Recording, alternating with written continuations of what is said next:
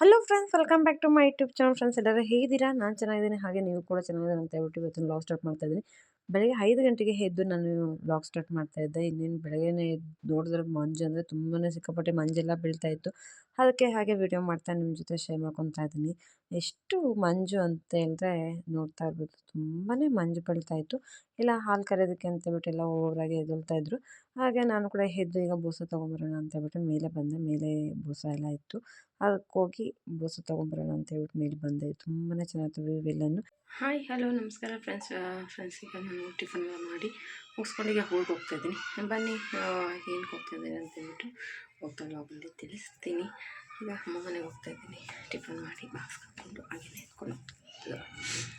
ಈಗ ರೆಡಿಯಾಗಿ ನಿಂತಿದ್ದೆ. ಇನ್ನೇನು ಮಗಳ ಜೊತೆ ಬಸ್ನಲ್ಲಿ ಹೋಗೋಣ ಅಂತ ಹೇಳ್ಬಿಟ್ಟು ರೆಡಿಯಾಗಿರೋಂಥದ್ದು.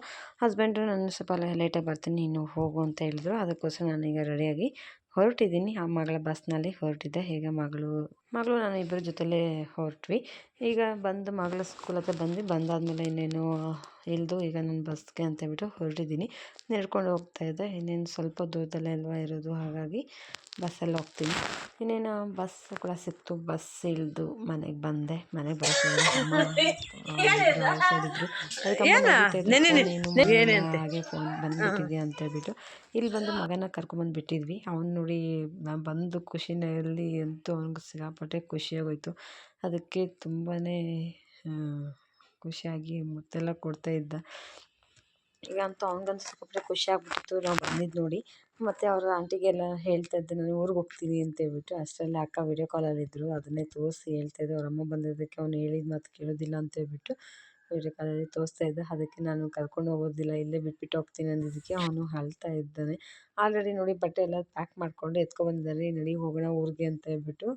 ನಾವು ಬಂದಿದ್ದೀರಂದರೆ ಅವನು ಒಂದು ನಿಮಿಷನೂ ಇಲ್ಲಿರೋದಿಲ್ಲ, ಅಳ್ತಾ ಇರ್ತಾನೆ. ನಡಿ ಹೋಗೋಣ ಅಂತೇಳ್ಬಿಟ್ಟು.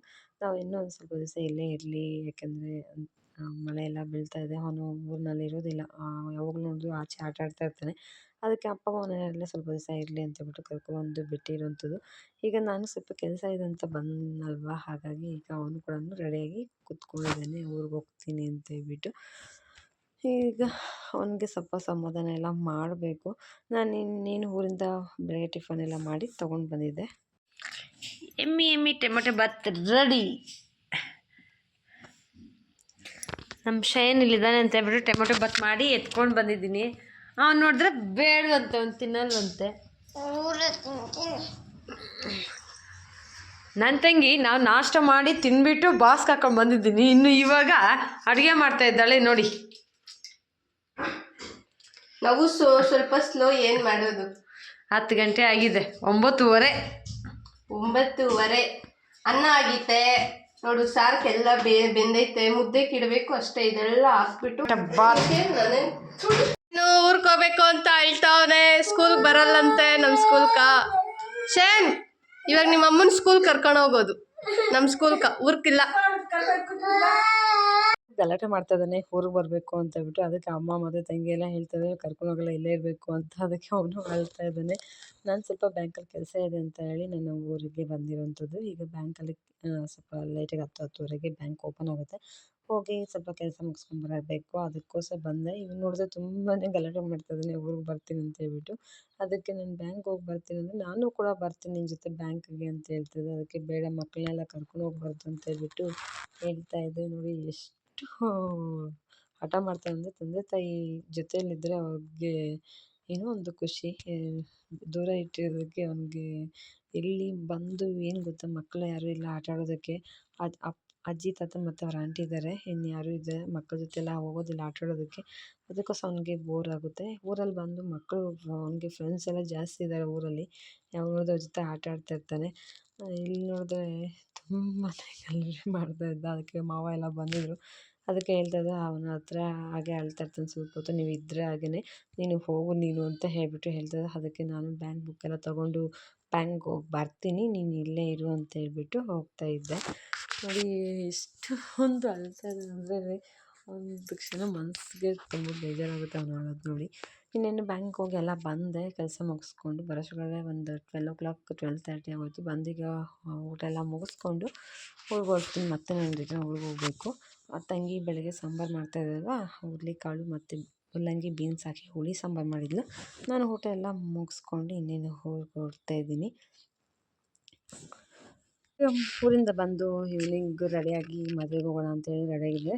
ರಿಲೇಷನ್ನವ್ರದ್ದು ಮದುವೆ ಇತ್ತು, ಅದಕ್ಕೋಸ್ಕರ ರೆಡಿ ಆಗ್ತಾಯಿದ್ದೀನಿ. ಇನ್ನೇನು ನನ್ನ ಔಟ್ಫಿಟ್ ನೋಡಿ ಈ ಥರ ಇದೆ ನಾನು ರೆಡಿಯಾಗಿರುವಂಥದ್ದು ಬಂದು.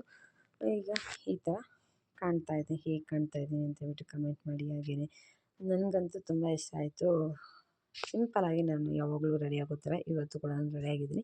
ಇನ್ನೇನು ರೆಡಿಯಾಗಿ ಹೊರಟಿದ್ದೀವಿ ಮದುವೆಗೆ. ಬನ್ನಿ ನೋಡೋಣ, ಎಷ್ಟಾದರೆ ಅಷ್ಟು ವಿಡಿಯೋ ಮಾಡಿ ನಿಮ್ಮ ಜೊತೆ ಶೇರ್ ಮಾಡ್ಕೊತೀನಿ.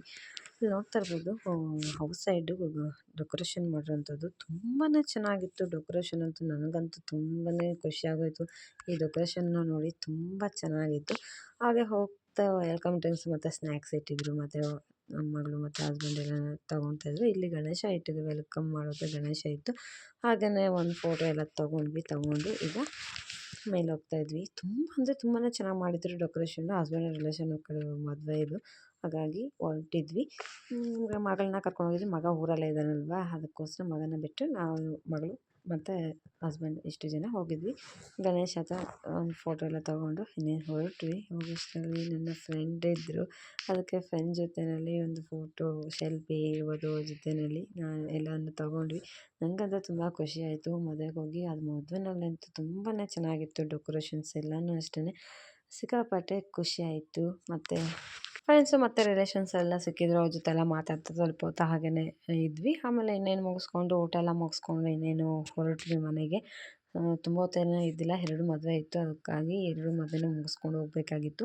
ಅದಕ್ಕೋಸ್ಕರ ಈಗ ಮದುವೆ ಎಲ್ಲ ಮುಗಿಸ್ಕೊಂಡು ಆಯಿತು. ಒಂದು ಮದುವೆ ಮುಗಿಸ್ಕೊಂಡು ಇದು 2ನೇ ಮದುವೆಗೆ ಬಂದಿರೋಂಥದ್ದು ನಾವು. ಇಲ್ಲಿ ಕೂಡ ತುಂಬಾ ಚೆನ್ನಾಗಿತ್ತು ಡೆಕೋರೇಷನ್, ಸಖತ್ತಾಗಿತ್ತು.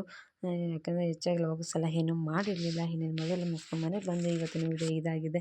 ನಿಮಗೆಲ್ಲ ಇಷ್ಟ ಆಗಿದೆ ಅಂದ್ಕೊಂಡು, ಇಷ್ಟ ಆಗಿದೆ ಲೈಕ್, ಶೇರ್, ಕಮೆಂಟ್ ಆಗಿ ಸಬ್ಸ್ಕ್ರೈಬ್ ಮಾಡ್ಕೊಳ್ಳಿ. ಮರೀದೆ ಬೆಲ್ ಐಕನ್ನ ಕ್ಲಿಕ್ ಮಾಡಿ ಹಾಲ್ ಮಿಸ್ಕೊಂಡ್ಬರುತ್ತೆ. ಫ್ರೆಂಡ್ಸ್ ಜೊತೆ ಫ್ಯಾಮಿಲಿ ಜೊತೆ ಎಲ್ಲ ಶೇರ್ ಮಾಡ್ಕೊಳ್ಳಿ ಅಂತ